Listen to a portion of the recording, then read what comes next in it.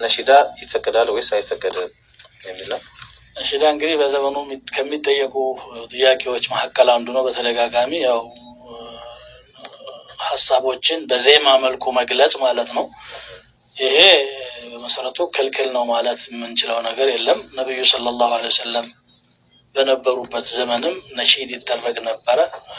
ለምሳሌ ጂሃድ ላይ ወደ ዘመቻው ሲሄዱ ሰሃቦች ነህኑ الذين بايعوا محمد خندق ላይ ጉድጓዶቹ ከፍሩ ያሉት ነው። ቡኻሪ ላይ ነው ያለው። نحن الذين بايعوا محمدا على الجهاد ما بقينا ابدا ጉዞ ላይ ያሉ ለምሳሌ አንጀሻ የሚባል ሐበሻዊ መሰረት የነበረው ሰሃቢ ድምጹ በጣም ጥሩ ስለነበረ እንዲያንጎራጉርና የሽለላ ሰውን የመቀስቀስ ማለት ነው ዘማቾችን ወደሚሄዱበት አላማ እንዲያደርግ ነብዩ ሰለላሁ ዐለይሂ ወሰለም ፈቅደውለት ያለ ይሄድ ነበርና ድምጹ በጣም መስህብነት ስለነበረው የሴቶችን ልብ ያባባ ነው ብሎ ቀስበል ያሉበት ሮይደከ አንጀሸቱ رفقك بالقوارير ብርሌዎችን እንዳትሰበር ብለው ረቂቅ በሆነ አገላለጽ ተጠቀሙ ነብዩ ሰለላሁ ዐለይሂ ወሰለም።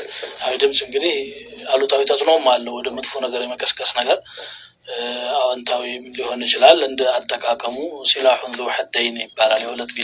የሁለት ስለት ባለቤት የሆነ ቢላዋ ነው። ከዛ ውጪ عامر بن الاكوع የተባለ ሰሃቢ ነበር።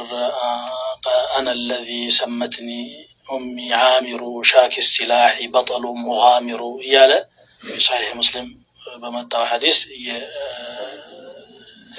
ያለ የገጠመ ይሄን ነበር እና አብዱላህ ኢብኑ ረዋሃ ሌሎችም በሆነ አጋጣሚ ላይ ግጥምን ተጠቅሞ ግጥምንም በህብረ ዜማ ጂሃድ ላይ ሰርግ ላይ የመሳሰሉ ነገሮች ላይ ተጠቅመውታል። ግን ማብዛቱና ይሄንን እስራኤ ብሎ ደግሞ ዛሬ ሰዎች ከቁርአንም ቢያሻገለ ነው እንደ ዘፈንም ጭምር እየተጠቀሙት ነው። አንዳንዴ ደግሞ የዘፋኞችን ዜማ የሙዚቃ መሳሪያውን ብቻ ከውስጡ አውጥተው እንደገና እስላመኛ አድርገውት ራሱ በቴሌቪዥኑ እየሰማን ነው ያለነው። ይሄ ማለት የጃሂልያውን ትዝታ አጥርሳው ማለት ነው አርገ የምወስደውና እዚህ ላይ ማብዛቱ ኸይር የለውም። ዝም ብሎ አጋጣሚዎች ላይ ብቻ ነው ኢየሱስ ስለተጠቀሙት። ምሳሌ خندقን ሲቆፍሩ ያንን የተጠቀሙት ሰሃባው ደክሞ ስለነበረ ለቀስቀሳ ነው።